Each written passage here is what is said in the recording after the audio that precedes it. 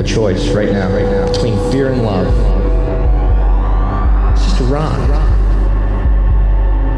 Out of the dark night of ignorance and into the shining light of truth. Expounding reality. A population of citizens capable of critical thinking. We don't see things as they are, we see them as we are. There's a level of reality where everything dissolves into an ocean of energy. We empower our experience by insisting on our authenticity. That's very profound. Very. Expanding reality. Welcome to Expanding Reality. I am your host, Brandon Thomas. On this episode, guys, a very special one. Lester Velez joins us. He is the chairman and co-founder of OPUS, which we do talk all about. That is an acronym, of course, that stands for the Organization for Paranormal Understanding and Support. It's incredible. So his story about when he was a part of MUFON and then had all these abduction cases come in and they were just like, here, you take it. And he was like, okay, well, I'll just start OPUS. And it's incredible. So he also wrote a book, which we talk quite a bit about, which of course are linked down in the show notes, The Unknown Other and the Existential Proposition of Alien Contact. It's got a foreword by Linda Moulton Howe, which is really, really cool. So Lester is fascinating. On this episode, guys, we talk not only about his book, but all of the awesome things contained within. He covers some incredible topics, specific UFO cases that he talks about that are detailed incredibly well in the book, as well as we go over some incredible experiences, implants, the concept of hybridization. We really go for it on this one, guys, but with Lester, you can do that. So all the ways to find him will be linked down in the show notes, so make sure you take advantage of that, as well as all the offerings that OPUS has. So there's a support page online. There's all sorts of very interesting things. So all of that is linked down in the show notes, guys. Down there as well, if you'd like to expand your experience with us here on the show, you can do so at expandingrealitypodcast.com. So make sure you check that as well. Other than that, let's get to this because Lester is awesome. So without any further ado, here is Lester Velez. All right, ladies and gentlemen, extremely excited for this incredible episode with Lester Velez. You, of course, wrote an amazing book, The Unknown Other, an Existential Proposition of the Alien Contact, and it is so cool. This is a wonderful book. I just wanted to tell you how impressed I was with your writing style and with all the information that you had in there. So, before we get launching into this, do you mind just telling my audience a little bit about yourself? Sure. Yeah, I was a graduate at the University of Vermont and, subsequently got married, or actually I was in the service and then got married and eventually wound my way out to California in 1985. And I picked up the newspaper one day and Stanton Friedman was going to talk about UFOs and the government cover-up. And so at San Jose City College, and I went there expecting to see, a handful of people, but the auditorium was packed. He gave one of his inimitable, lectures, and on the way out, I was pretty jazzed at that point, and MUFON had a table in the foyer and hawking their monthly journal. And so I decided to get that, and after a while, it wasn't enough for me. And I became a field investigator. And that's when things got really interesting because most of the cases that I got involved with, not only sightings, but they were abduction type cases. And so that's when, as I say, things got really interesting for me. And working with these people and understanding that they needed some type of help. And but I think the story has to even go back further. When I was 11 years old, I saw something. This is when I lived in Connecticut. One October evening, and this object was hovering over a tree line and not making a sound and just slowly moved off into the distance.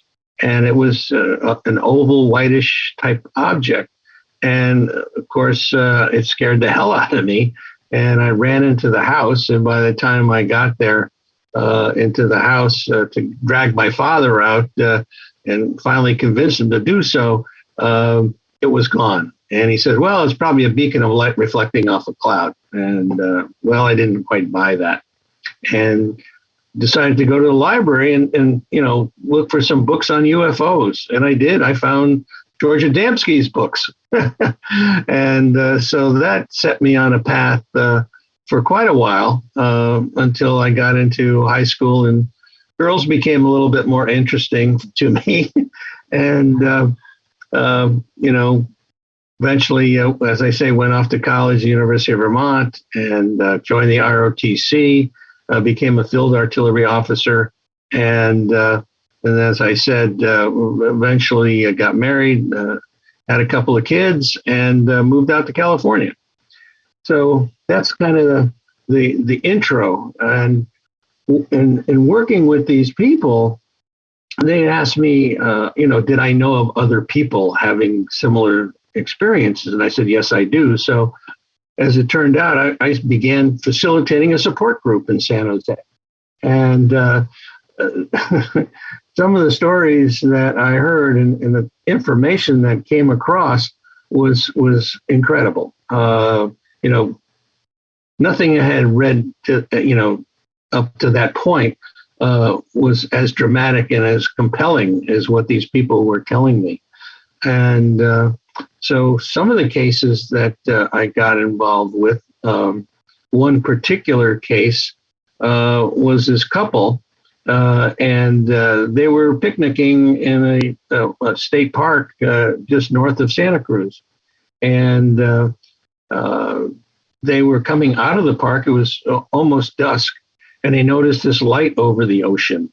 And this light got bigger and bigger, and until it was literally over their heads.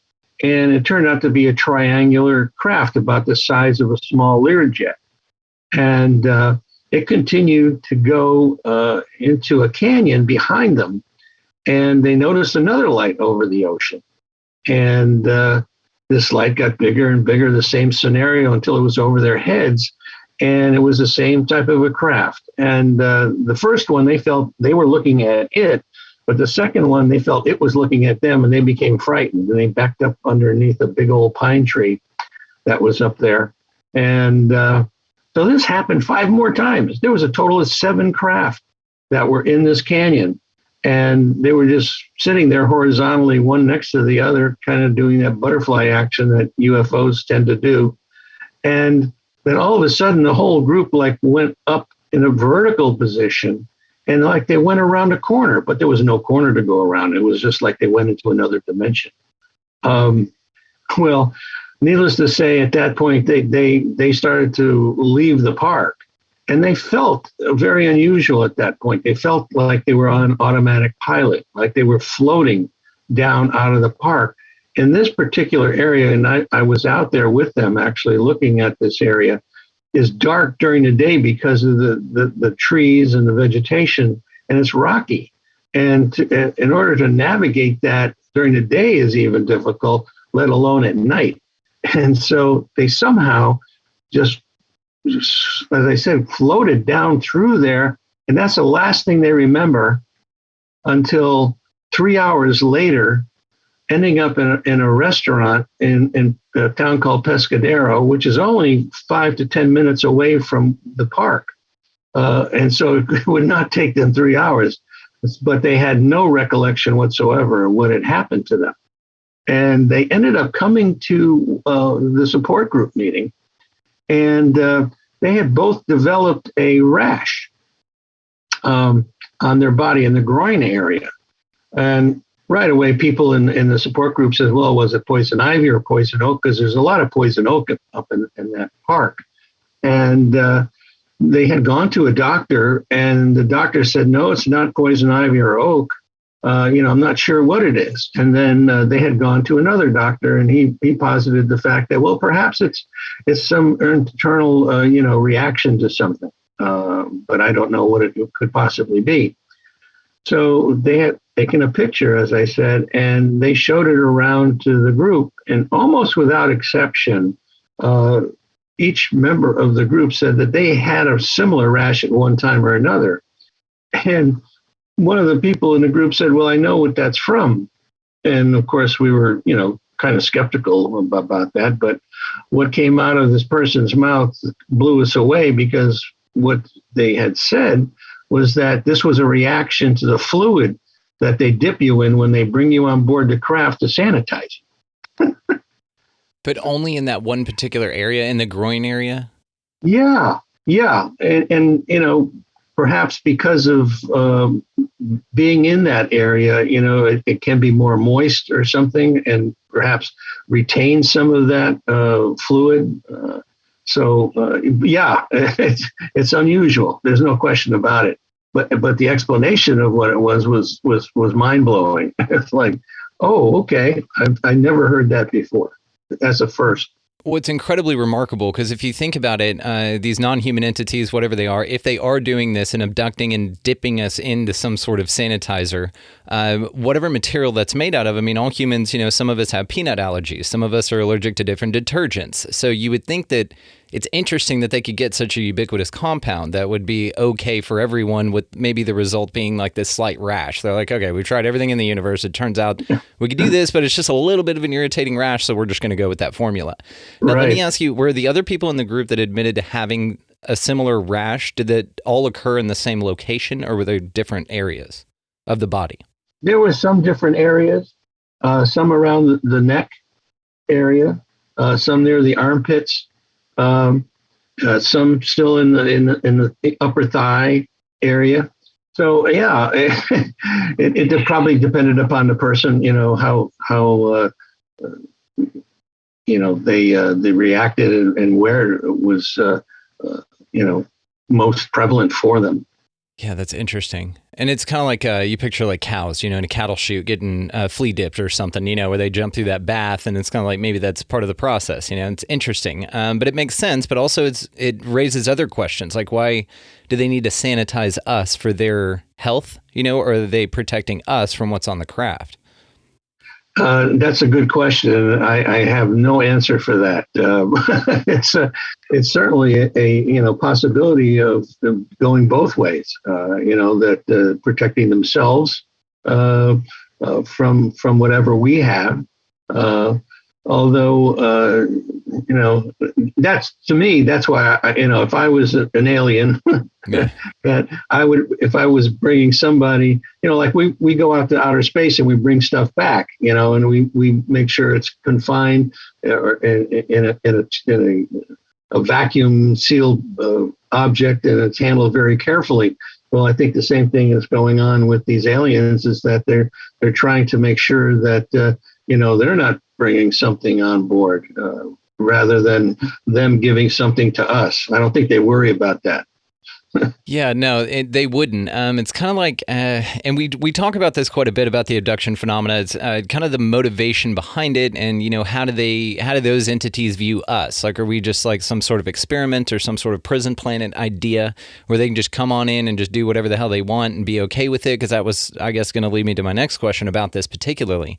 Have any humans ever gotten some sort of space bug, like some space virus, from being taken on a UFO, and they were, like you said, they didn't really have any regards for our health or safety.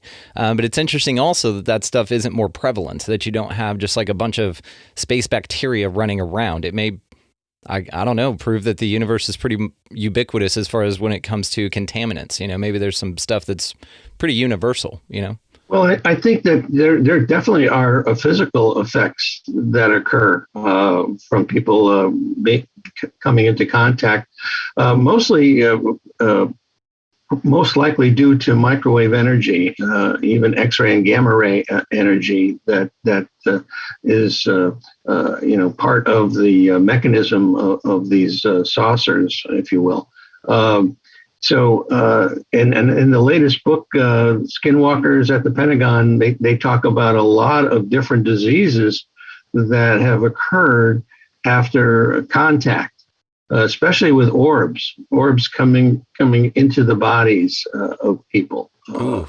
That was an interesting revelation. And one of the studies that we just finished the first phase of the Omega-4 study, where we went out to therapists.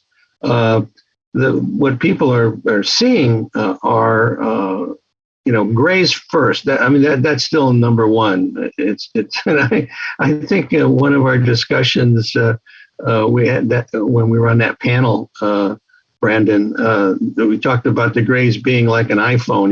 Every Mantid or Nordic goes out to this store in the universe and picks up a gray to go get us, because they don't want to get involved with the pickup and the return of the entities. But the orbs are the number two thing that's most now cited by experiencers, and then interdimensional beings, and then poltergeist, ghosts. So it's and I think that this shows that all of this paranormal stuff is connected. It's totally connected, and could not agree more. Yeah, that's kind of the conclusion we're all drawing as well. Is that it's just something? It's all the same damn thing, whatever it is, or it's connected in some way for sure. Yeah. And you said you had Peniston on your show here recently. Yes. And the fact that these entities were us coming back from 40,000 years in the future, that's mind blowing right there. That's and fun, why right? are they coming back? Because they screwed up and they needed to collect material to take back.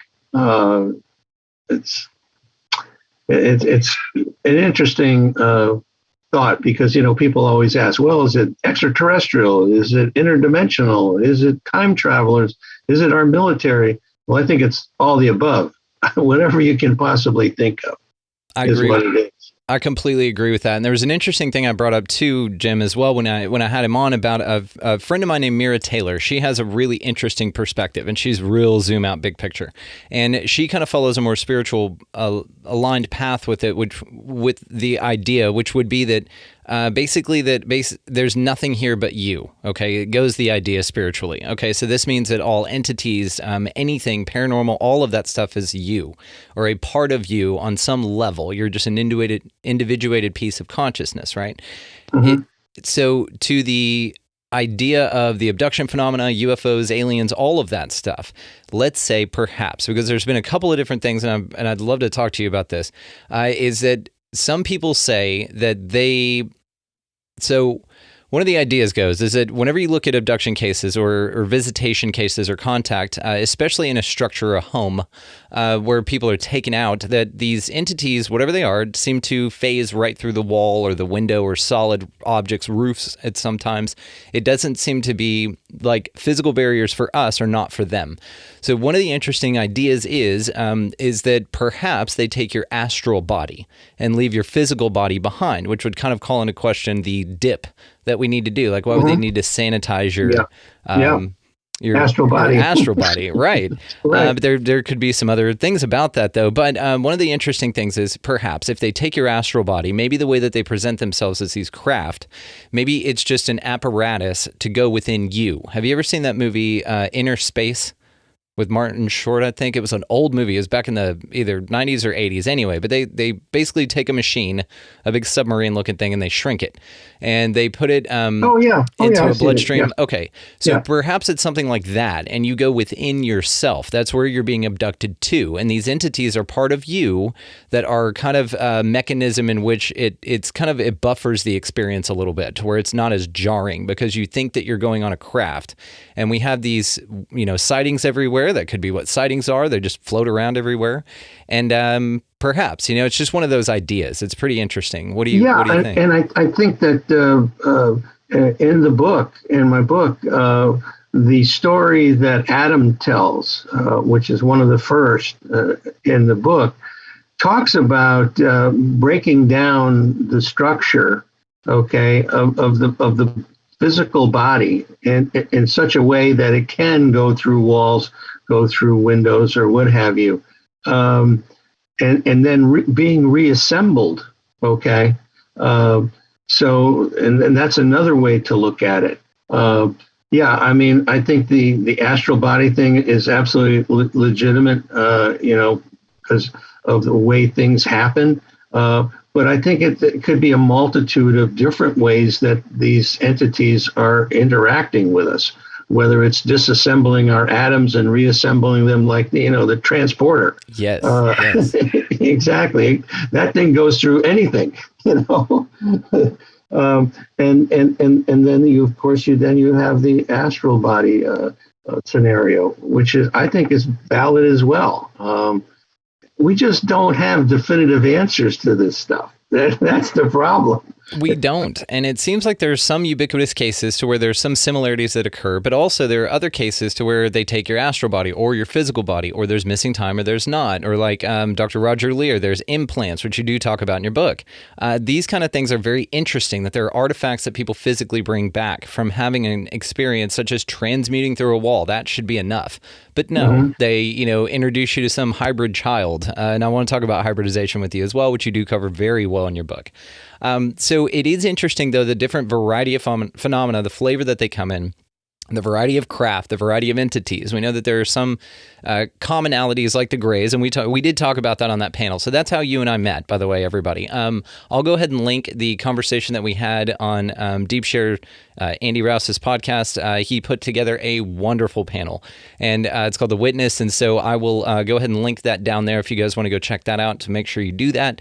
And so on there, though, we were talking about all these different scenarios. And so one of the more interesting ones is the commonalities, but also the differences and the uniqueness of it. So it seems like this is a very personal experience for folks, that there hasn't been like mass abductions. You hear about Project Serpo and stuff like that. That's more of a voluntary thing if you follow the narrative on it.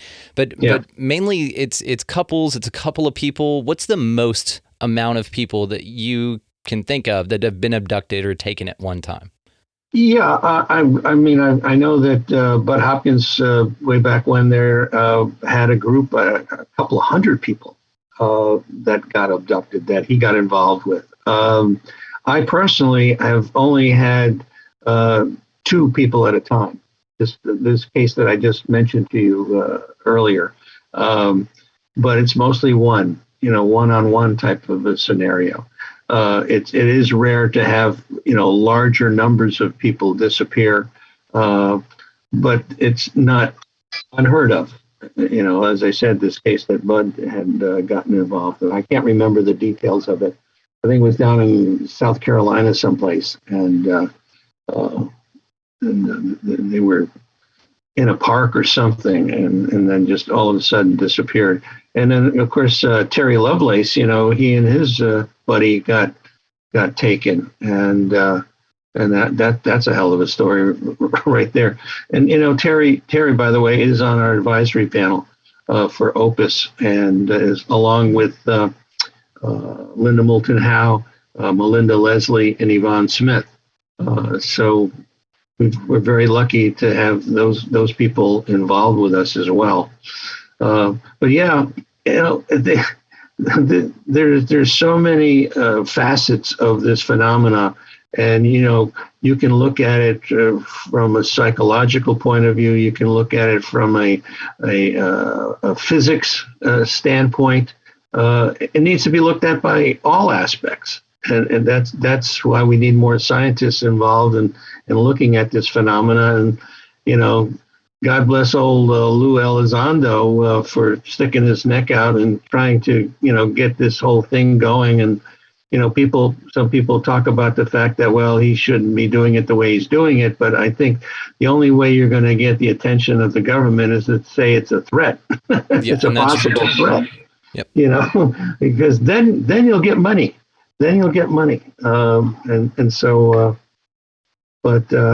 Yeah. Yeah, you did have Linda Moulton Howe wrote the foreword for the book. I mean, you have some heavy hitters and some bangers in here, man, and you just discussed some wonderful things. So, of course, guys, The Unknown Other will be linked down in the show notes. Make sure that you guys check that out for more on what we're talking about here. So you are the chairman and co-founder of OPUS. Do you mind telling us a little bit about that? Sure. So the story continues. After I started facilitating the support group, I was written up in the Monterey Coast Weekly paper about the things that I've been doing for MUFON, investigating cases. And there was a woman that was also written up in that same article, and her name was Carol Austin. She's since passed away. And so she contacted me and said, I'd like to understand what's going on with my brain waves when I'm in contact with these off-earthly entities. And I kind of sat there kind of scratching my head. That's why I don't have a whole lot of hair. So anyway, I said, well, okay, that's interesting. And then she said she was working with an emergency room doctor down in Carmel. And so I had a doctor friend by the name of Eugene Lipson, who was very interested in connecting with other doctors that were interested in the phenomena. And so I called him up and I said, hey, Gene, let's go down and see this lady and see what we can find out. And so we did. We went down there one Saturday afternoon. And as we walked in, there was a picture on the wall. And it was her standing on the back of a fairly good sized boat. And I said, well, what's this all about? And she says, oh, yeah, I was helping these treasure hunters. And I said, where? And she said, in the Caribbean. I said, oh, how are you helping them? And she says, well, I was in contact with the captain of the galleon that had gone down. No way. This is brilliant. Why don't more people use mediums to find treasure? Oh my God, good call. So anyway, we find out that after a near-death experience, she became very psychic. And when, and this was something that the rest of the afternoon, she was telling us stuff about ourselves that there was no possible way. I had never met her before that. She certainly didn't know Gene.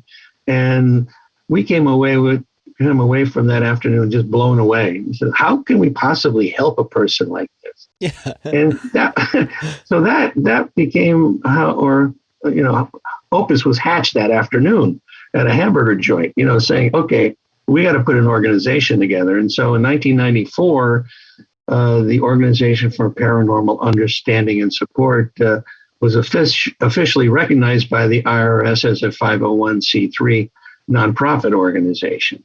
And that always cracks me up that the IRS and the paranormal go together.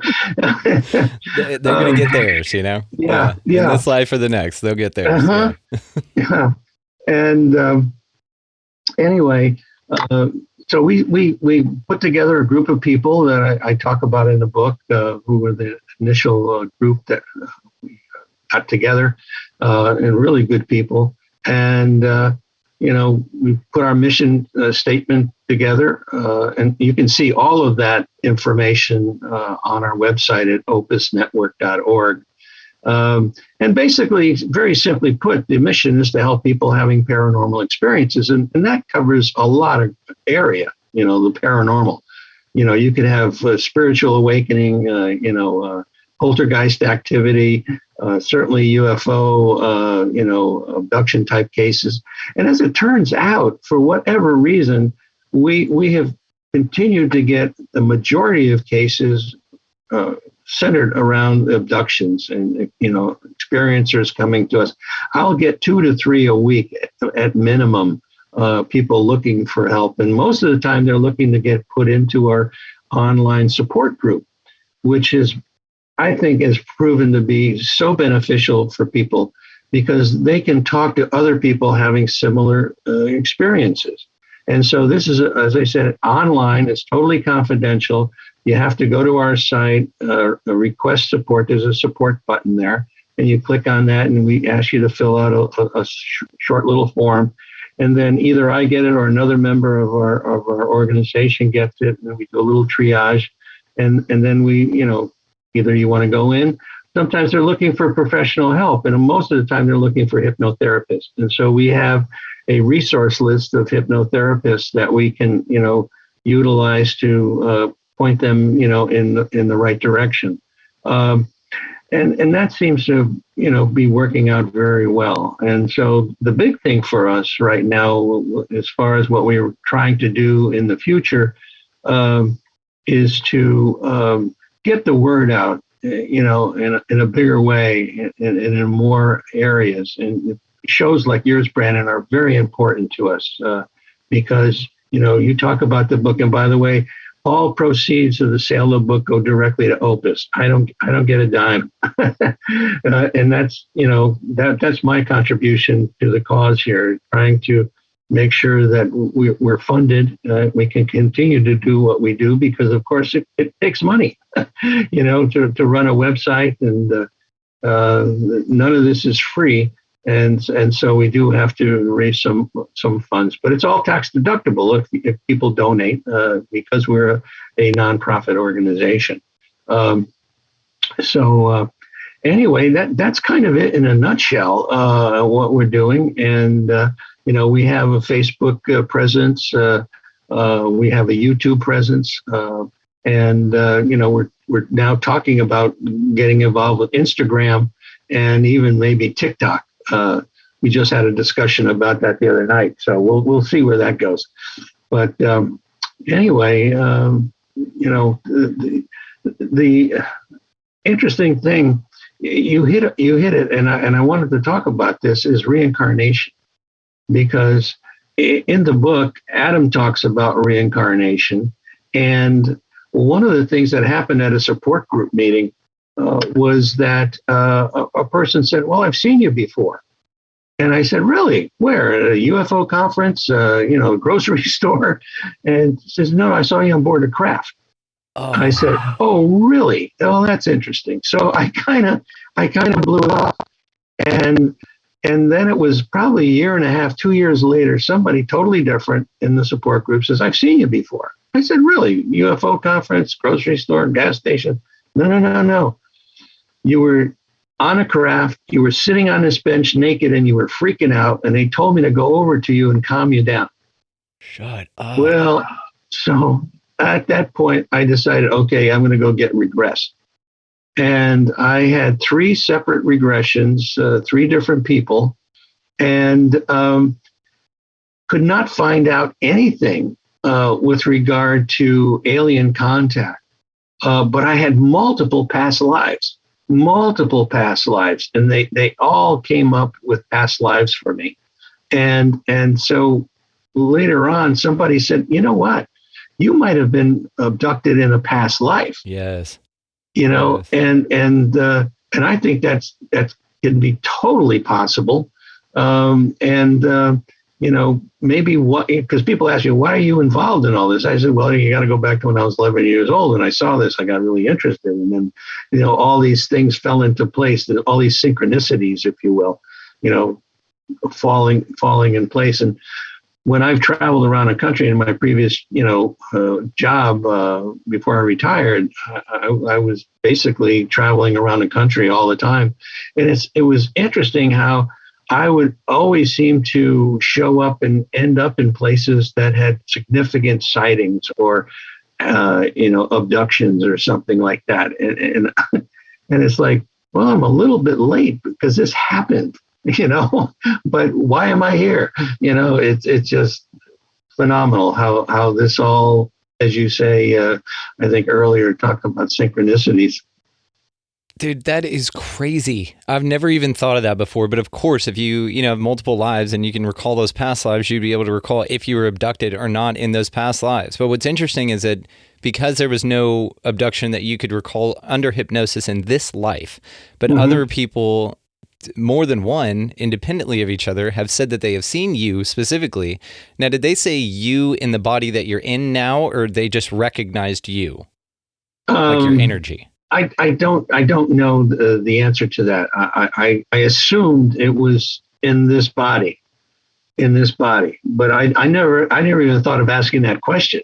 What'd be crazy though is if you appeared the way that you do now to people that you meet in this life, right, all of their lives, like they can recognize you because the way that you present yourself in a way that they can recognize in this life presents itself that way in their recall of their past life memories or any memories that they have. Damn, that's crazy.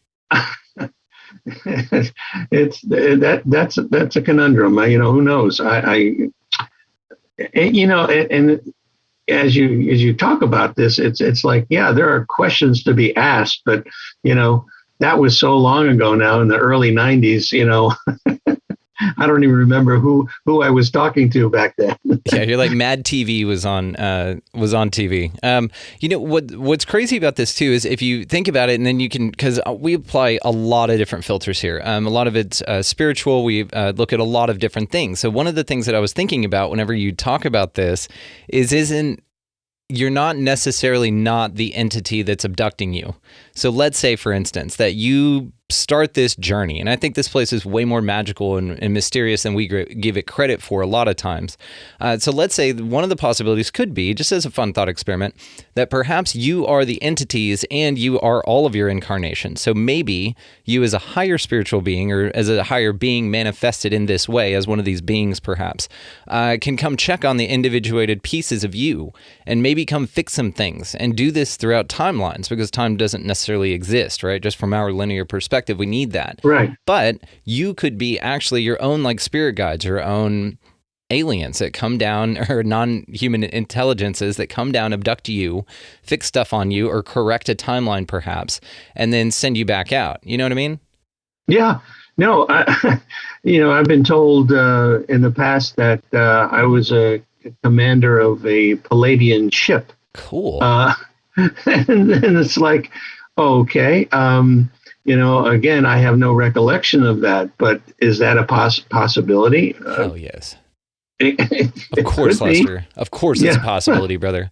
And it's even more interesting, too, because maybe there's only a certain set of characters that you interact with in a lifetime, And so perhaps in every lifetime, you kind of run around with these batch of folks, and some of the memories may overlap a little bit, or there's kind of a fuzz or a haze to where they could be remembering something from a past life where you were the commander of a Pleiadian ship, and then maybe they're getting a little too close to their higher selves. Maybe they're getting too close to kind of figuring something out, and then it's kind of, I don't know, dialed back or governed back a little bit so that there's still a good amount of mystery, which that alone would ask way more questions, right? There are so many cases where people are reincarnated and they believe they're a certain person, and they can talk about various things.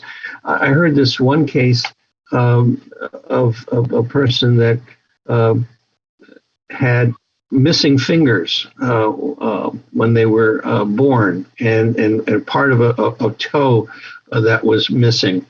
And when they grew up, they believed that they were this particular person. And as it turned out, this person they were able to track down who this person was, in this previous, had obviously passed away. But they had missing fingers in exactly the same place, and the toe was missing in exactly the same place as this person that was born. And the person had these recollections of this person. I mean, it's amazing. I mean, not only have you remembrances, but then physical aspects. And another person was shot in a previous lifetime, and then this other person shows up with a wound, obviously, just like a gunshot wound in the exact same place.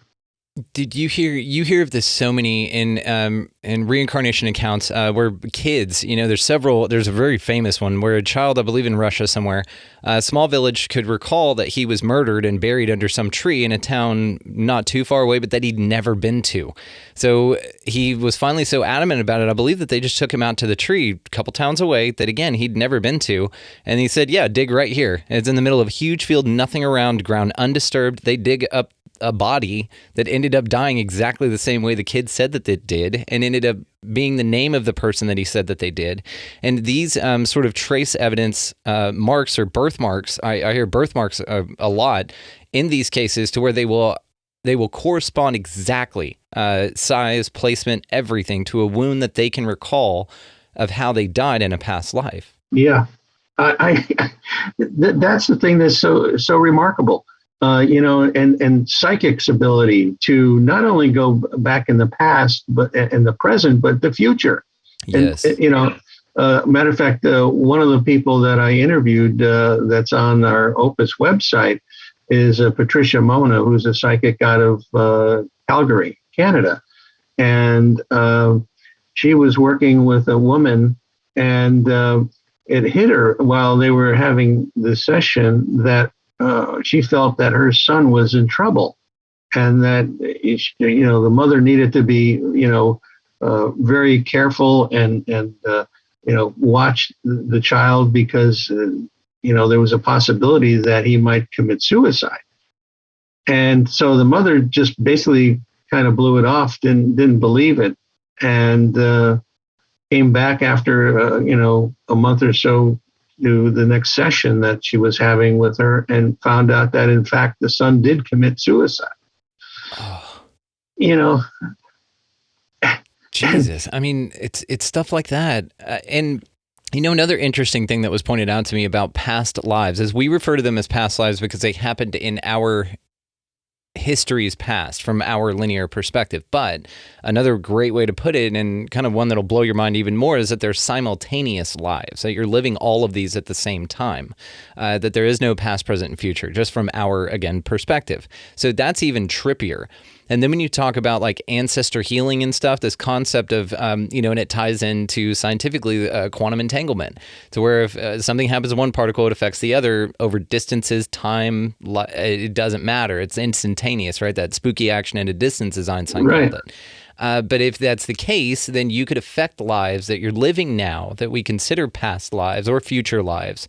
That's one of the explanations of why psychics are able to tap into the future and stuff like that. Like Psychic Warrior, of course, the remote viewing program, that was something that they were able to do. Is look at Mars like millions of years ago. It's crazy to me, dude. How disorienting is that? Well, you should watch some of the latest Star Trek, Discovery. They are time traveling and doing all kinds of crazy things, assembling, disassembling bodies, and So, I think that's our future is there is no such thing as the future, as you said. It's all here now. And that's how I think that's how psychics are able to tap into this thing, is that they can just look here and everything is presented to them for some way, somehow. And they talk about, like Gary Nolan and Kate Green talk about the fact that, that connection between the caudate and the putamen there's a lot more connections in people that have psychic abilities. And so there's a physical aspect to it as well. And then, these people are also seem to be, being able to transmit or to receive messages from whoever, whether it's non-human intelligences, just like Carol Austin was doing, when we went down there to talk with her. You talk about a rabbit hole. You go down this rabbit hole and there's just all kinds of possibilities. Alice in Wonderland has nothing over it. That hole's pretty damn deep. Yep. And one thing that I do find very, very interesting is whenever you start talking about past, present, future, all of that stuff, it's interesting, though, to psychic mediums especially, that there's physical differences with them. They have extra connectivity, as you said. So would there be a, I guess, augmentation that one human could undergo eventually, do you think, that would give them these gifts or abilities, or their ability to tap in?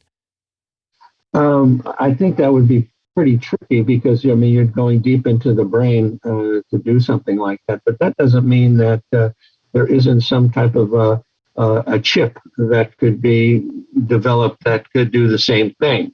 But I think it's probably pretty far off. And I think I had an Omni magazine. I don't know if you remember that series way back when, Omni magazine. It was a real forward-looking magazine. They talked about all kinds of things. They talked about inserting chips in the back of the brain to being able to speak a language like instantaneously, or being a math whiz just by inserting a chip. And they're talking about doing that right now. I mean, that's a reality. And that was 30 years ago that this magazine was talking about that. So where the hell are we going to be in another 30 years? You know, it's phenomenal. It is phenomenal. It's very interesting. And I think Neuralink is one of those things. That's one of those deals where, you know, Elon Musk wants to throw a chip in your head. Right. And, you know, this is jokingly, we have talked about that nobody's actually going to go to Mars. So you're going to have to be required to put this chip in your head. But really, they're going to just tell you that you went to Mars, like some total recall shit. And you actually don't go. It's going to be a lot cheaper just to throw chips in people's heads and sedate them for, you know, a year than it would be to actually send people up there, right? Yeah, I'm sure. I mean, it's an interesting idea. And then, of course, when you talk about people who have had near-death experiences that come back, one of those things that the chips that you talked about, it seems like they're mimicking or attempting to mimic natural phenomena of people who come back from near-death experiences and like can play drums or speak fluent Mandarin or, you know, play the piano like crazy, and they've never been able to do that in their entire life. So it's like an automatic skill upgrade and upload. It's very interesting, man. Yeah. I forget who did that, where they disabled the left part of the brain, and in some way, shape, or form, and then what was the right brain took over, and these people were able to, you know, play the violin like it was going out of style, and various other skills. So there is a way to do that, you know, become a savant, if you will, and by disabling certain parts of the brain, which is the case with these people that have, you know, that condition. It's there's so much to this thing, and you just you know, every time you talk to another person, there's another aspect that pops in there, and you know, you need to, you know, dig around. I mean, I think it's the University of South Carolina that has basically a whole group of people that are looking at the paranormal now. And let's see, I've got a book. Oh yeah, here it is. Hold on a second. Sure. Let me get it. This is a. If I can get. Let's see if I can get this here. I've got my background on here, and it's not a green screen, so I don't know if you can see it. Anyway, this. Okay, here we go. It's called. Oh, tilted just a little. There you go. All right. Yeah. Indestructible Mind, or the Irreducible Mind. Yeah. Irreducible Mind. This thing is like 3 inches thick, and it's toward the psychology for the 21st century by Edward E. Kelly and Emily Kelly, his wife, actually. And they talk about all of this psychic stuff and cases that they've been involved with. And I'm only about, 10% through this thing because it's pretty technical. And so now you have a group of people that are really interested in this phenomena, and they put on various seminars. Let's see, where is this thing? Trying to get you the irreducible. You know what? And I'm going to go ahead and link it in the show notes for everybody that wants to go check it out. Okay. So just check the show notes for this book, guys, and we'll make sure that you can check it out. That is awesome. And I mean, any kind of resource like that, we love that stuff. It's fascinating, man. And there are just so many rabbit holes that you can go down. There are so many interesting ways to look at this stuff. And I don't know, from your experience, you've probably gotten the same conclusion I have, that the further you look into it, the more mysterious it becomes. You get more ideas, but less answers. You know what I mean? Exactly. When you work with a person, and you hear their story, okay, well, the stories, there are similarities to the stories. There are basic similarities, but then it goes off into whole different areas. I was able to speak with Robert Salas, who was the commander of that missile silo that shut down, at Maelstrom. And come to find out that he and his wife are both experiencers. Really? He was on the National Press Club. I didn't know he was an experiencer himself. Yeah, he's an experiencer, and he sat down with me at the MUFON symposium in this past August and told me the whole story, which was absolutely fascinating. And they both, as I say, were abducted, and his wife actually became a healer afterwards. She got this ability to heal people afterwards. And, not only are people getting healed by some of these experiences, but also being able to heal. And I have a person that's in the online support group up in Vancouver who is a healer. And I had some back issues. And so we had a couple of sessions, and he's in Vancouver and I'm here in Texas.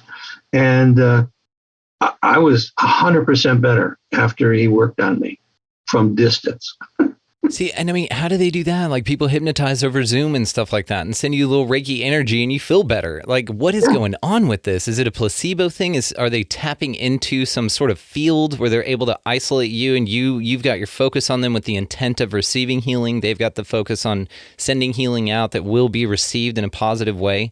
I mean, there are just so many interesting questions about this. And back what you said about got abducted, now I'm a healer. It kind of now lends more to that idea that perhaps there's some spiritual tinkering that's going on, that it's a bigger thing. It's more than just physicality. Yeah, Brandon, I totally agree with that. I've always said that this is a spiritual journey that these people are on. Yep. It may be something that causes a lot of stress, maybe even PTSD in the beginning, but after a while, people come to accept these things. And then in the later stages, when it stops, that people, it's almost like the Stockholm syndrome, where they say, how come we're not coming for me anymore? Yeah. And so it's so significant that 70 to 80% of these people do not want to have the experience stop. Only, maybe 20, 25% say, hey, yeah, I it's a bad situation. I want it to stop. And then people say, well, how could that be? How can some people feel positive and other people feel negative about it? A la Bud Hopkins and David Jacobs, it's all negative, and Greer is all positive. Well, it's a combination, folks. I think that we're dealing, just as we do here on Earth, we have good people and we have bad people. And I think we got the same thing going on there, even within, particular races, if you will. Like, some people have said that the reptoids are all bad, real badasses. And other people have said they're loving. And, so it's a mixed bag. It's such a mixed bag. It's a mixed bag, but I think it can be quantified. And so the way that that I look at this, and a lot of other folks, is vibration. So even Kathleen Martin will tell you that there's a vibrational nature to being able to witness one of these craft. And I've said it a ton of times, but there'll be two people standing there. One will see a craft, one will not. Well, there are kind of systemic issues or things going on with them that make them stand out or vibrationally resonate at different frequencies. But maybe one could say that this occurs with the observer or the person receiving the information as well. If you've got some sort of predisposition or some sort of vibration in the universe, we know that like attracts like. So you bring forward to you what you're a most vibrational match for. So let's say people like Bud Hopkins, Greer, they attract these lower level entities because that's where their vibration is. And so they're the perfect people to report on this because they have the interest, but also they're attracting a certain type of case. Perhaps. Yeah, no, absolutely. I agree with that.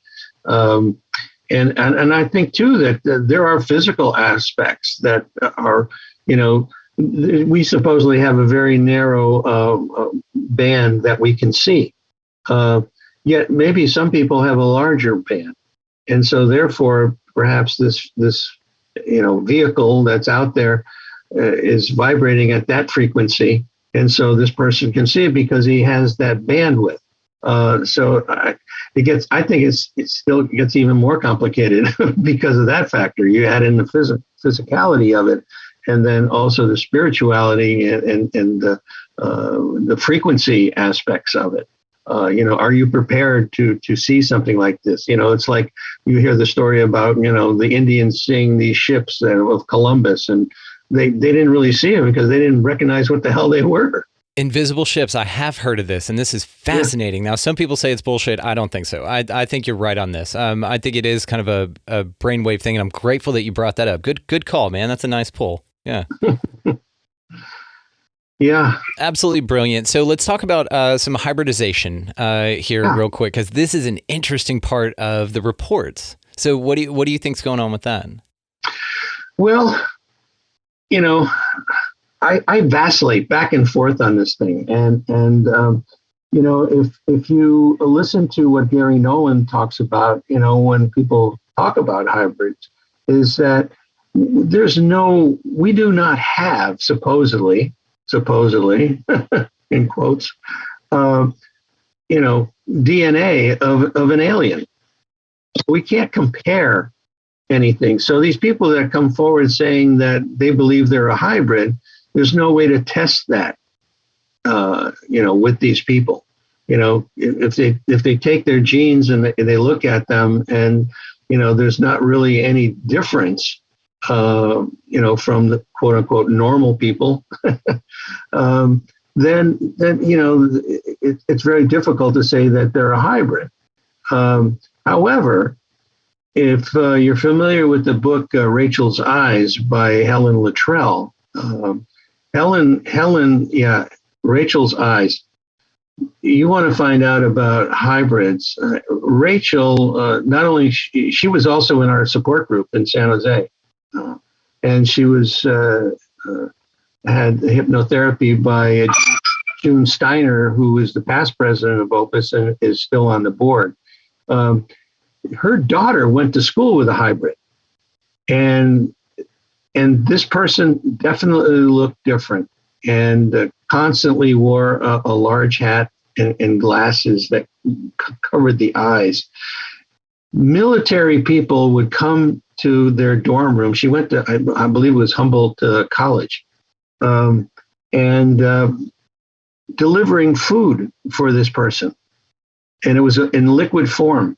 That's all she would eat. That's all she would eat. And Helen got involved with this one particular military guy, and supposedly went off to a base that was like 90 miles southwest of Ely, Nevada, where a lot of quote unquote hybrid entities were living. And it was a group that was tasked with retrieving, crashed objects. It's a fascinating book. It's a fascinating book. A lot of detail, and so when I think about that, I say to myself, well, maybe there are hybrids, Well, then it calls into like so many questions. That is a fascinating story, by the way. So many damn questions. Like, so is this a U.S. government program? Do they have some sort of aliens that are entities or something, some physical bodies that they've recovered, which allegedly they do? And then are they undertaking this project themselves, or is this an alien or a non-human intelligence directed operation to where it's the extraterrestrials, as we'll call them just for simplicity's sake, extraterrestrials running the hybridization program? And then, of course, the question is why? Like, is there some sort of terraforming element to it? Do they need to bring the two species together? Is this more elusive to the future humans coming back in time machines kind of a thing, because they have to adjust or, do something fantastical physically to their DNA, but they need us to help with that? All of it just trips me the fuck out, man. I'll be honest with you. It's crazy. Yeah, it's like it really goes back to the question of, can you trust what the aliens are telling people, which they generally don't tell people a whole lot of anything. There's not you do have cases where people are told, some scientific data, or, the fact that they teach them how to fly a ship. But the whole thing, can we trust what's going on? If they are hybridizing people, what's the purpose of that? And the purpose is that, do they want to eventually take over, our society by creating these hybrids? Or is it self-preservation in some way, shape, or form, that they need to change themselves and are utilizing, the combination of our genes and theirs? So, is it a benevolent thing or is it a malevolent thing that is going on? And I don't think we have a definitive answer for that either. I'm going to say malevolent just simply because they don't ask you. Like you don't give consent. If this is something, where you're captured or taken, because that's what it is. I mean, you're basically taken, studied, altered. You come back with junk rashes and all that kind of shit. One of the interesting things is it does, though, as far as if we're looking at it just simply from a motivational standpoint, just outside looking in, if they don't ask you for your permission, then that's it, right? It's not, there's no consent there. You're just being abducted. It's not like we're going on a trip. You're being abducted. You're being taken. So if that's the case, then yeah, that would suck. But perhaps if we go back to the spirituality thing, if they're only taking or messing with your astral body, maybe you made some sort of agreement on the other side.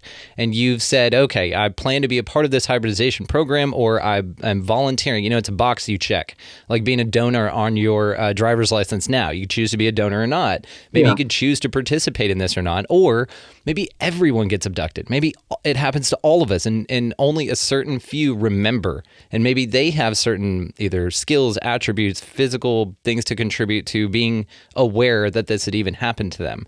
I think I like your last comment there, that all of us have been abducted at one time or another. And, if you go back to the Roper poll that was done back in the early 90s, that back then they talked about 6 million people supposedly having been abducted in the United States. Well, this is a worldwide, phenomena. And can you imagine how many more people have been abducted since then? So if that's the case, they're on a pretty good schedule to hybridize everybody. I think it is something like this. The more I think about it, the more it's that. It's either that it's a part of you and that we're super spiritual, or yes, it's some sort of prison planet idea to where we're just a resource for them. They can just come take whatever DNA samples, they can breed us, they can make hybrid kids, whatever, and then just shag ass without us even knowing about it, or some people misremembering or not even being able to recall in hypnosis. So what's interesting also is perhaps you were abducted in this life. It's just you don't even remember in hypnosis. There's just like a block there that they won't let you remember. I think it's probably way more ubiquitous than we think, because if they have the ability to do this, then why the hell wouldn't they do it to everyone?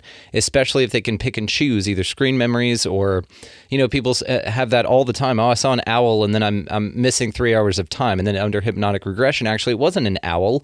It was a gray. It was this alien or whatever the hell they are. And it's interesting, man, the whole way that this thing plays out. But like you, I'm right there with you. It offers way more questions than answers. So let me ask you this: if you could figure one thing out about the phenomena, what would it be?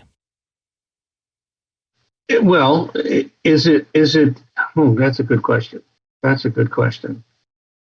What was rolling off my tongue right away was, is it real? And what does real mean? Actually, that's a great answer. What does real mean? I've seen things. I've had a couple of sightings myself. Objects. One night I was sitting in my hot tub in California and looked up and I saw this object. And at first I thought it was a satellite because it was moving along kind of on a steady pace. And then all of a sudden it stopped. And then it zigged one way and then zagged the other way and then took off. So, but it's a dot of light, so you can't make much out of it except that's strange activity, very strange activity.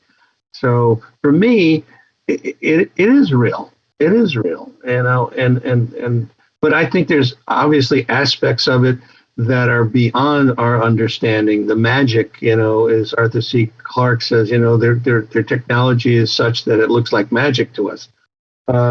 being able to go through walls or windows, without opening the window or putting a hole in the wall.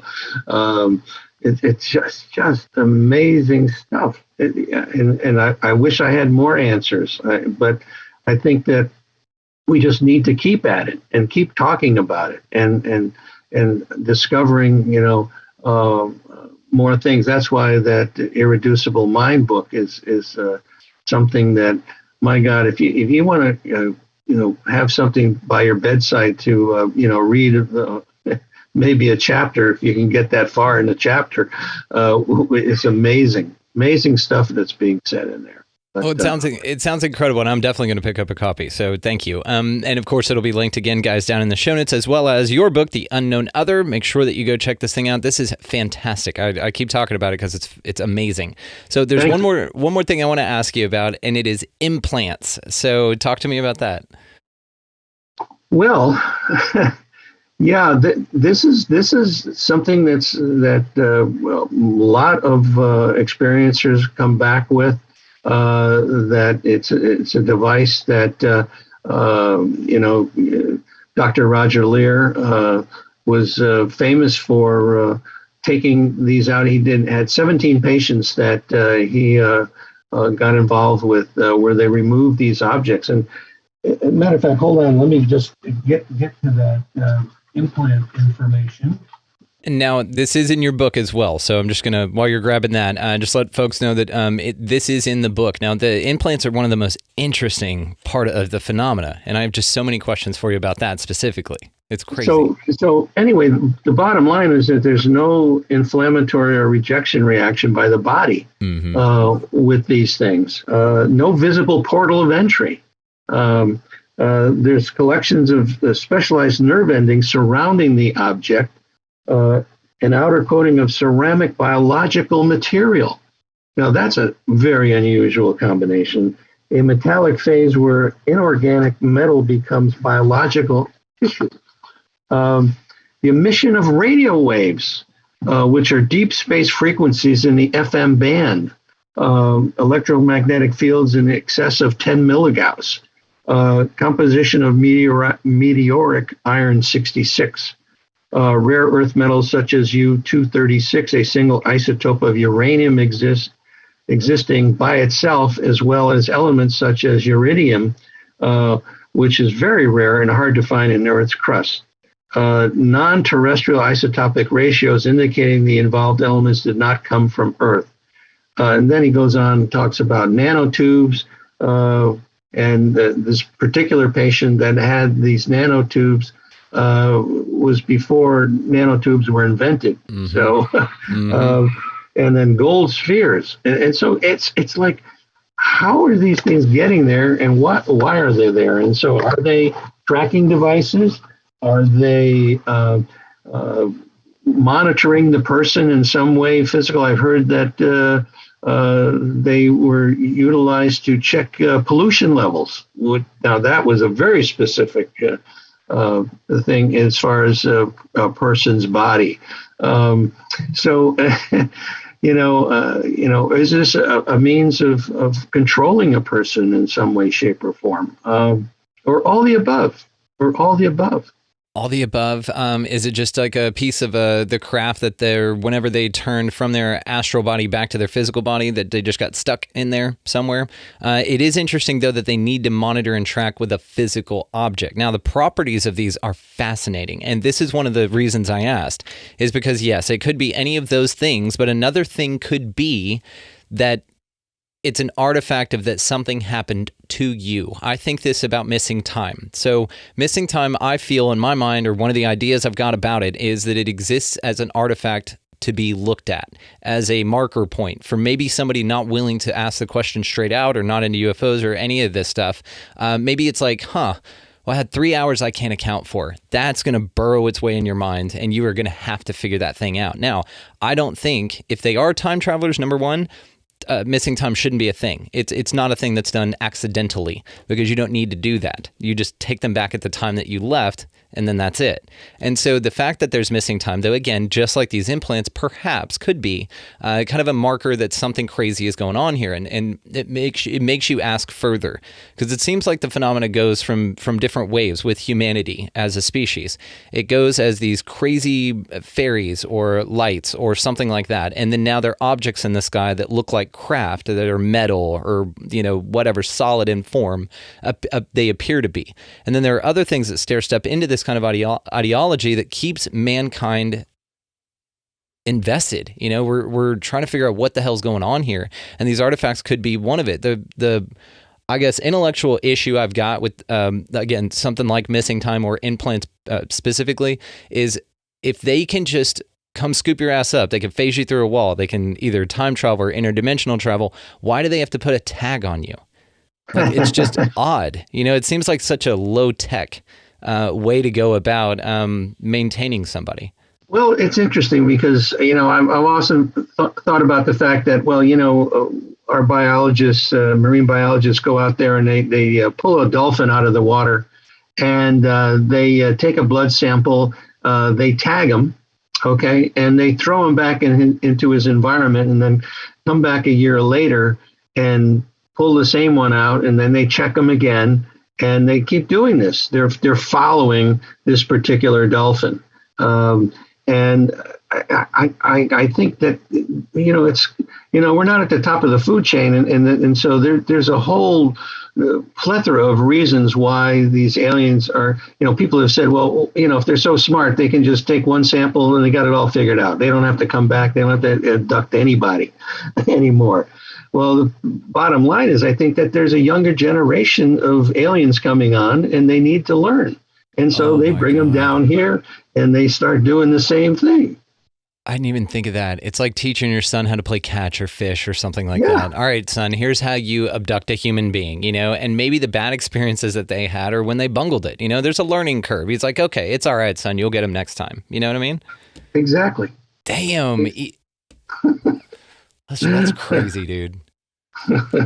Well, I love the hell out of this. I think we'll probably wrap it up here, man, but this is awesome. I could talk to you forever about everything, but let's definitely do this again, man. Sure. You're just fascinating as hell, dude. I love this. And your book, of course, The Unknown Other, will be linked down in the show notes, as well as all the ways that OPUS's resources are available. I'm going to go ahead and link all that stuff, as well as the books that we've talked about. So you guys have a lot of links to go down there and explore. Make sure that you get The Unknown Other. Again, this is just one of the definitive books on the topic, and you cover so many wonderful things in a wonderful way in here. Also, the case examples you have from OPUS and other things are fascinating, man. Because there was one in here, I was looking for it whenever we were talking about the aliens actually, or extraterrestrials actually helped them do some crazy stuff. Like, they were very engaging with them. And let them fly a craft or talk to them, and kind of was patient enough to explain things to them, which I found fascinating.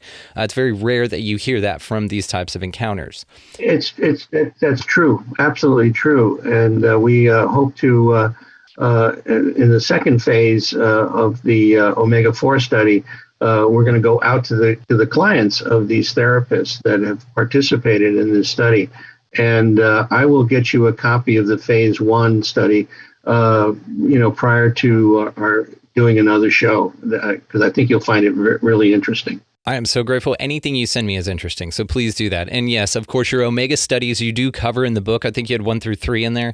But those after that, though, go check this out, guys. So that's why I didn't touch on it. I want y'all guys to go check out the book and to read those, because it's done better in the book than I could have just rattled off to you. So make sure that you check that out. And Lester, I can't thank you enough for your time, dude. This was awesome.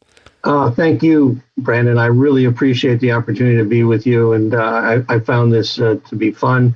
And very interesting and informative, because I learned some stuff from you today as well. And that's what it's all about, brother. It's just a swap of ideas. I think you're an incredible resource for this, because you've talked to so many damn people that have had these from, in this firsthand account. There's nothing like that, because then you can really dip into the psychology. You can, what was going on, and kind of ask about these ancillary phenomena that come about as well. And you're wise enough with the topic. And this is why I love researchers like you, is you don't pigeonhole it into one thing or another. You really are the open-minded kind of person that we need doing this kind of research. So thank you again for everything, dude. Thank you for that. I appreciate it very much. Of course. Well, we'll do it again soon, man. Thank you so much. All right. Thanks, Brandon. Lester Velez, ladies and gentlemen. All of the ways, of course, to find him will be linked down in the show notes. Make sure that you check out his book, The Unknown Other, and The Existential Proposition of Alien Contact, forward by Linda Moulton Howe. A phenomenal read. It should be on every ufologist. If you're interested in the phenomena at all, check this thing out because it's great. It's very comprehensive. There's some wonderful case studies in there that he did through Opus and through his Omega study. So make sure that you'll check that out. So the music that you're listening to right now is Vinny the Saint. Make sure that you check out the links in the show notes for him. He's got some new stuff that he's working on, always coming up with bangers, so go check that out. If you would like to expand your experience with us here on the show, you can do so at expandingrealitypodcast.com.